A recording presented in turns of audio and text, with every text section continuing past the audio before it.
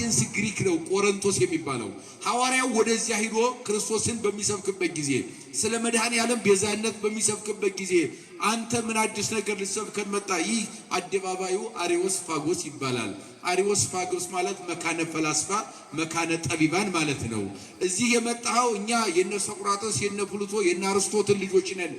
ፍልስፍና አስከጠጉ የሚያውቁ አባቶቻችን እኛም እንደዚያ ነን። ጥበብ የሚረቀቅበት ሰፈር መጣ ምን ታወራለህ? ሲጀመር አንተ አዲስ ነገር ለኛ ምን ተመነጫለህ ብለው ተመኩበት ሐዋርያው ቅዱስ ጳውሎስን። እሱ ያዘው ጥበብ ግን ከሁሉ ይበልጣል መድኃኔ ዓለም። አዎ ሶቅራጦስ መቃብር ስር ውሏል። ፕሉቶም እንደዚያው አርስቶትልም እንደዚያው የት ናቸው? መቃብር ስር። መቃብር አንቋ አስቀርቷቸዋል። ስም አጠራራቸው የለም። የኔ ጥበብ ግን መቃብር ሊረገጠው ነው። እሱ መድኃኔ ዓለም ነው። ይሄን ጥበብ ልናገር መጥቻለሁ አለና ጥበበኞች ነን ካላችሁ ጥበበን ንገሩ ለጠቢባን። እንግዲያው ስለ ጥበበኞች ጥበብ እንነግራቸዋለን።